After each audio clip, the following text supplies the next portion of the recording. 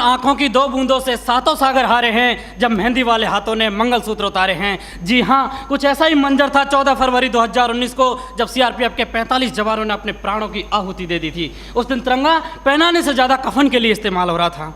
आदरणीय अध्यक्ष महोदय, सम्मान्य निर्णायक मंडल एवं उपस्थित साथियों, मैं सीआईएसएफ से उप निरीक्षक पिंटू राम मीना आज के वाद विवाद के विषय को केंद्रित करते हुए विपक्ष में अपने विचार प्रस्तुत करना चाहूँगा। महोदय, मैं एक सैनिक हूँ और मेरे लिए तो संविधान ही गीता है, बाइबल है, कुरान है तथा भारतीय संविधान के अनुच्छेद 33 के तहत मेरे मौलिक अधिकार इसलिए छीने गए हैं ताकि मैं देश की रक्षा कर सकूँ, देश के आत्मसम्मान और मान मर्यादा को बचा सकूँ। उतना ही नहीं, माननीय सर्वोच्च न्यायालय द्वारा 1964 में रामस्वरूप बनाम भारत संघ मामले में स्पष्ट किया है कि एक सैनिक के लिए राष्ट्रीय सुरक्षा ही सर्वोपरि है।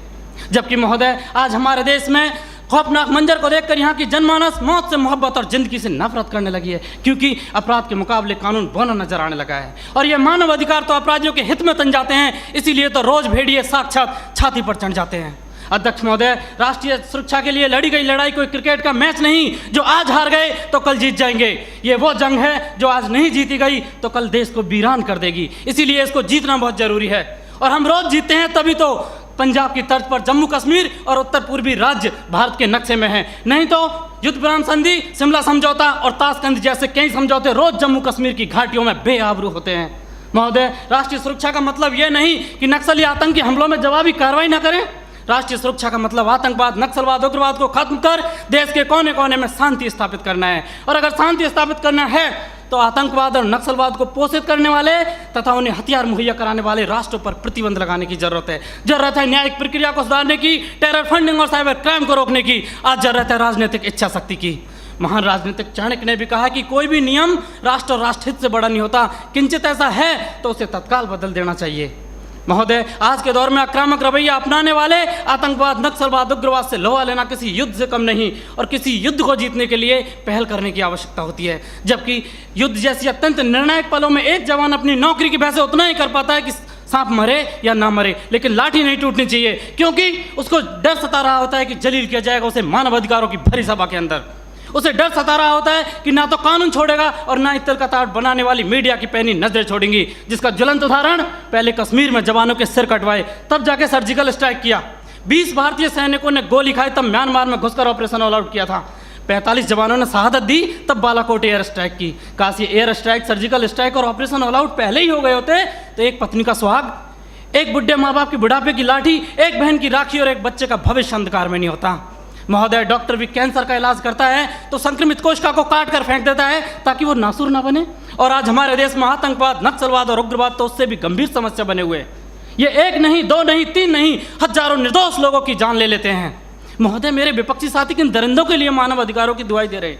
उनके लिए जो विश्व के सबसे बड़े लोकतंत्र में सत्ता का गलियारा बंदूक की नली से नापना चाहते हैं, या फिर उनके लिए जो राजनीतिक शून्य, आर्थिक विफलता और अराजकता फैलाना चाहते हैं, या फिर उनके लिए जिन्होंने 38 भारतीय नागरिकों को इराक के मौसूल में मौत के घाट उतार दिया था और उनके घर वालों की पथराई आंखों को मिला भी तो सिर्फ ताबूत और ताबूत में मृत्यु प्रमाण पत्र, या फिर उनके लिए जो राष्ट्र विरोधी नारे लगाते हैं, अब जलम शर्मिंदा है, तेरे कातिल जिंदा हैं, कौन है अफजल का कातिल, भारतीय संविधान या सर्वोच्च न्यायालय? क्यों दरकिनार करना चाहते हैं मेरे विपक्षी साथी इन सब घटनाओं को? क्योंकि साथ सच्चाई को बर्दाश्त करने की क्षमता नहीं रह गई आपके अंदर।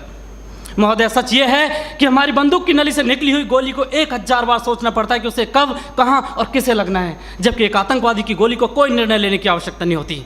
एक जवान की उंगली अगर ट्रिगर पर है तब हम यहाँ खुली हवा में सांस लेते हैं। -40 डिग्री तापमान पर एक जवान अपनी हड्डियां गलाता है तब हमें सहूलियत मिलती है बुद्धिजीवियों की तरह बातें करने की, सहूलियत मिलती है संवेदनशील होने की, डिस्को जाने की और त्यौहार मनाने की। अध्यक्ष महोदय, सच्चाई ये है कि दुश्मन देश के बाहर ही नहीं, देश के अंदर भी हो सकता है। मंदिर, मस्जिद और गुरुद्वारे में भी हो सकता है, यहाँ तक कि सदन के अंदर भी हो सकता है, जिसे नकारा नहीं जा सकता। और ये मेरी जिम्मेदारी है कि बाहर भीतर हर तरफ देश की रक्षा करूं, और ऐसा करते वक्त अगर मेरे और मेरे परिवार के मानव अधिकारों को कुचलना भी पड़ा तो मेरे लिए सौभाग्य की बात होगी।